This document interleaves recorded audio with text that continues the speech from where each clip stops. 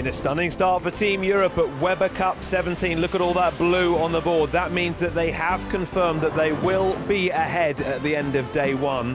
But a long way to go. Perhaps the best is yet to come for Team USA. The captain's pick coming in around half an hour's time.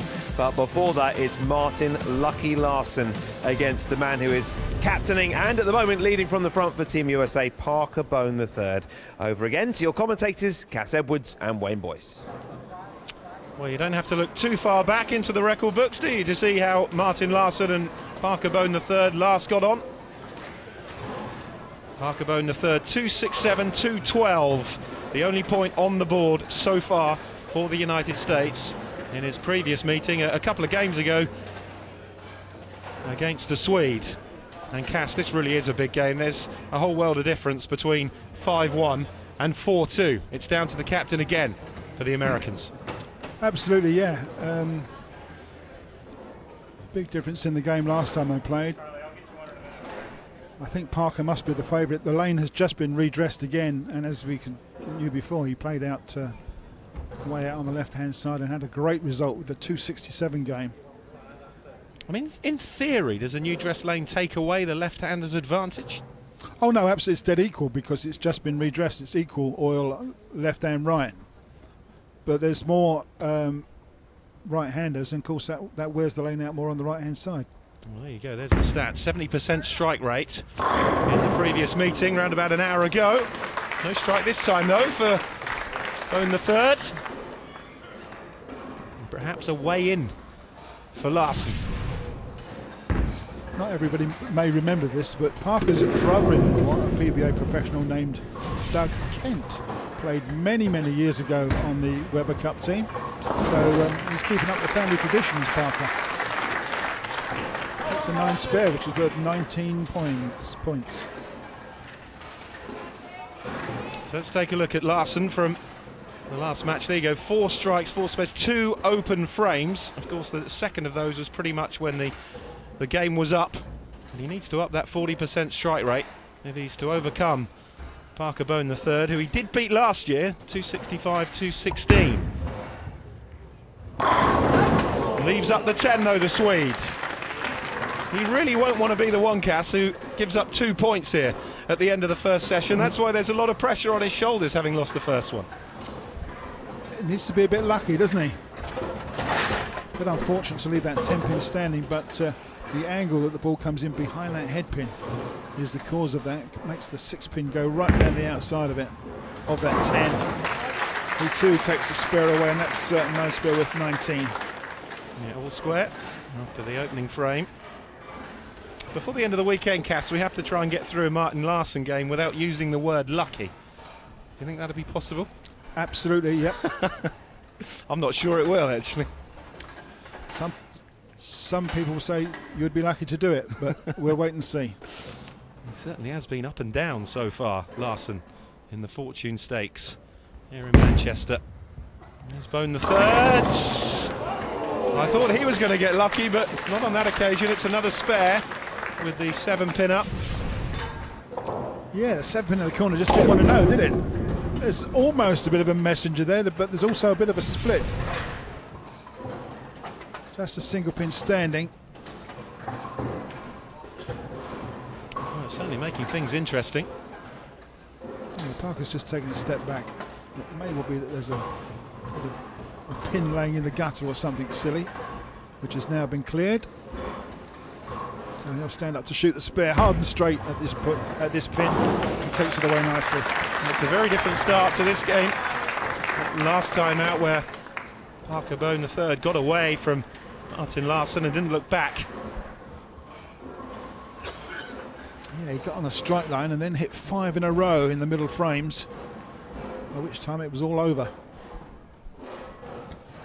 Chance here for Larsen to lead, though. Strike here will give him a 10-pin advantage after 2 frames. Doesn't get it! And keeps the scores all equal. There's a single pin spare here. Martin's first turn out in the Weber Cup was in 2009, and he actually had the high game in the tournament of 290, which he bowled against American professional Jason Couch. Doesn't know what it's like to be on the losing side in the Weber Cup. 2 square, 38 each, after a couple of frames each. And sometimes when they're not firing on all cylinders, it can make for quite an intriguing game, and this one certainly falls into that category. Who will find their range first? Parker Bohn has a history of winning tournaments around the world. And he's unique in one situation. He's played the Japan Cup and won it 3 times. It's a tournament that the American professionals get invited over to Japan to play against the Japanese and Korean professionals, and Parker's been over there and won it 3 times. It's a big, massive tournament on the Asian Tour. Beginning to wonder if somebody stuck that 7-pin down. It's becoming the bane of Bohn III's life at the moment.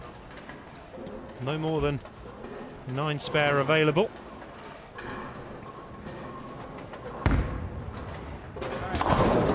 Takes it away.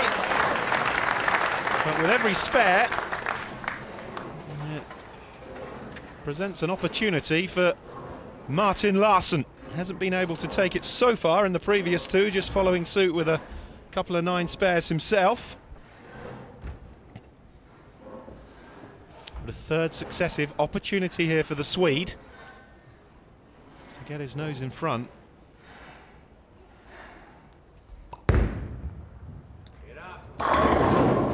Doesn't take it. Oh, unlucky Larsen. I mean, that is just really unlucky. It was a great looking shot. Look at the rotation on this ball. It's come roaring back. And that 6-pin, it's actually hit the 10-pin. It was decided it was just going to wobble and not go over. Had a look, didn't it? More than a look, it nearly went, didn't it? Crikey. At the moment, it's Bohn III's 7 and Larsen's 10. And we remain neck and neck at 57 each. 3 successive 9 spares. I think both players can see the funny side of it, or the frustrating side of it as well.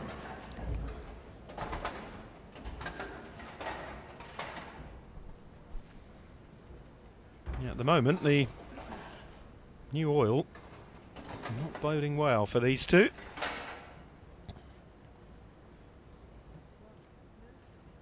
Still we await the first strike. Match number 6 of the 2016 Party Poker Weber Cup. And it is Parker Bohn III who produces it. And it's high fives all round. A very happy man indeed. What have you started, Parker? A bit of extra width and a bit of more reaction to back end, and hits them thin and makes them spin and counts all 10. And enough to bring his American teammates off the seats. And a different kind of pressure now on the shoulders of Larsen. A chance to take the lead with the previous 3 balls. This one is just to remain level.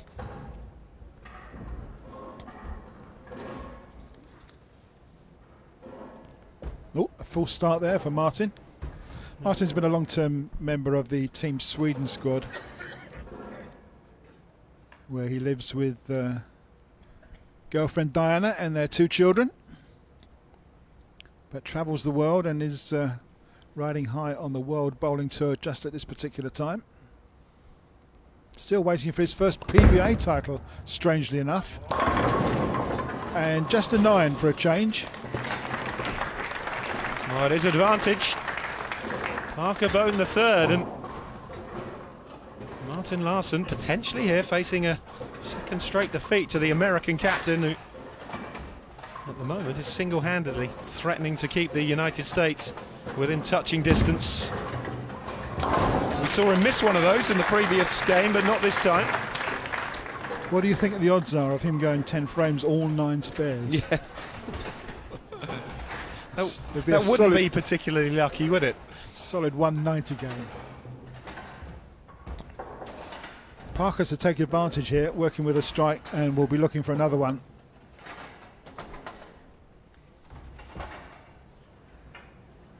Well, this would really cement the lead for the American captain. big win earlier this year in one of the top events in Europe.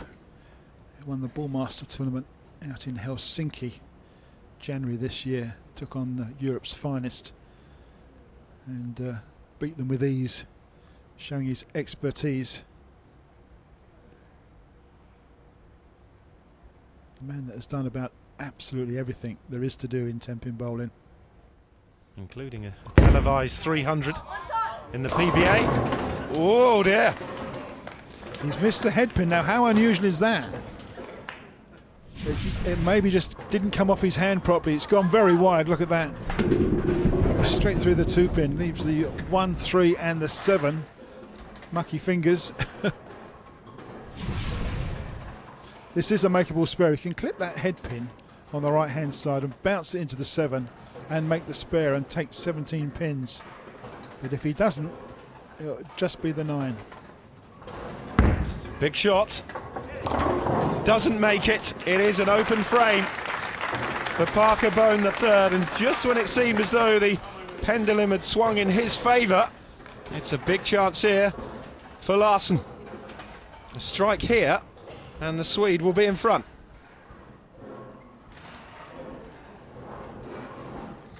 That's amazing how it can chop and change and swing, Cass, and that is a horrible frame for Bohn III.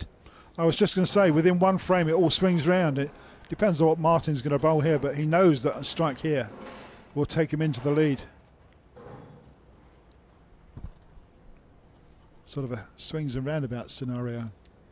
Hush around the arena. I know what a big shot this is for Larsen. It's a great shot! And what a time to pick up your first strike of the game.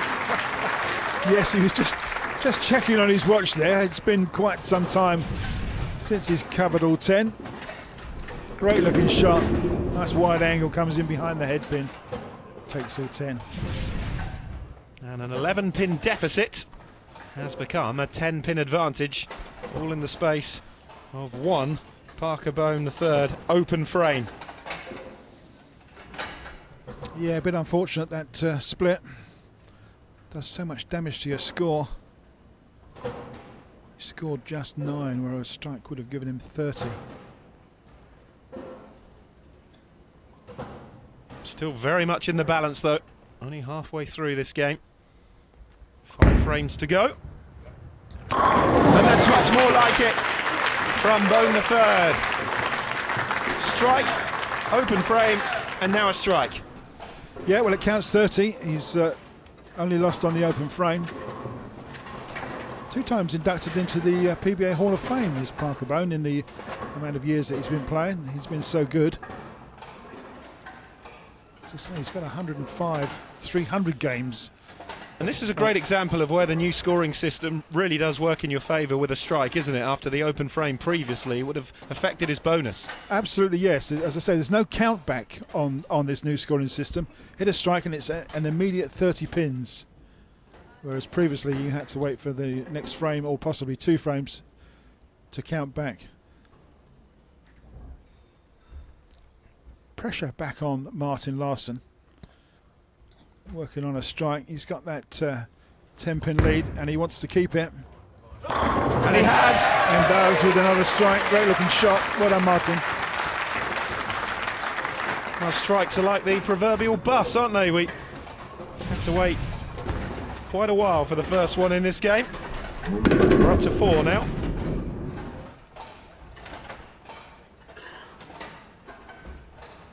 I think he liked that one, Kat. I was just going to say, the look on his face, he really did like that one, yeah. 2 in a row, and he's on a bit of a roll. Work for Parker to do. Still that 10-point advantage. Still very much in the balance. Oh, goodness me. He was nearly looking at an awful split there, but he got away with it at least. He should remain clean now. Yes, the ball dived on him at the last minute, didn't it? Picks up some friction all of a sudden, straight through the headpin. It's the 4 and the 10, but the 4's gone. Leaves the 10, which he spares, so he makes 19. And that was so close to being a split, which would likely have been another open frame. Yeah, and that most certainly would have been game over and 5-1.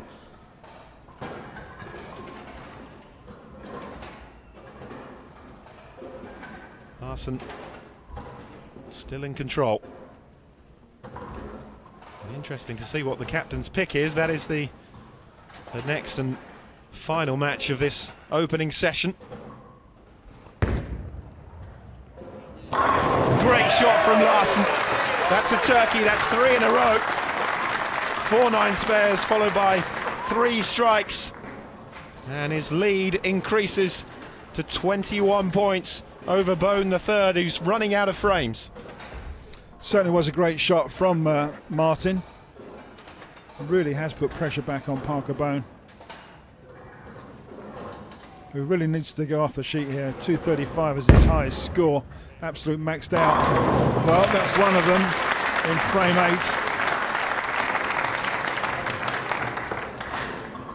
8. Martin's just got to stay clean and keep piling those pins on. That's all he can do. Larsen had to shoot 265 to beat Bohn III last year.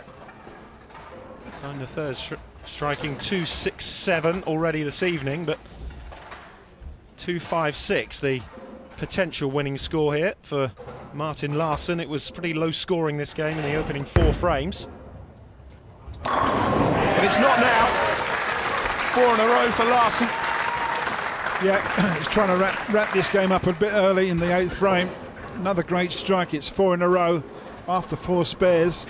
It's a very clean game all the way through. Pressure very much back on Parker Bohn. Well, at the moment, that experience is coming to the fore for Europe. Looking at a 5-1 advantage here in the opening session. Great shot. It's exactly what Bohn III needed. Takes him through the 200 mark.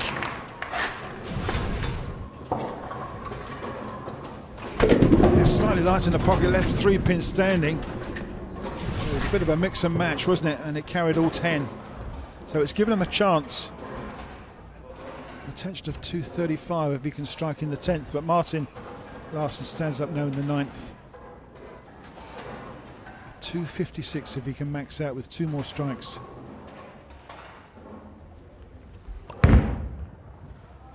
No, it's never going to strike, to be honest. Just got off the wrist badly, didn't it? No follow through. Just didn't sit upright. He just snatched at it slightly, didn't he, as he released the ball. Fortunate just to leave a single pin, which is the 2 pin. And that will be a straightforward spur, I'm sure, and it will be 19 pins. Hard and straight, and takes it away nicely. He's had plenty of practice with the spares in this game. Just 10 pins advantage to Martin Larsen and the European team going into the 10th frame.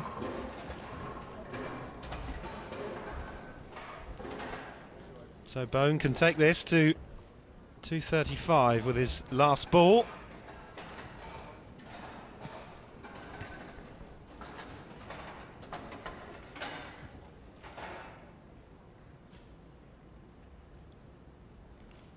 Really does need to strike here. Doesn't get it. Can you believe that? An absolute solid 9 pin in the pocket. Just unbelievable. What a great looking shot this was. Everything goes round that 9 pin and it stands absolutely solid. And unfortunately that will cost him the game.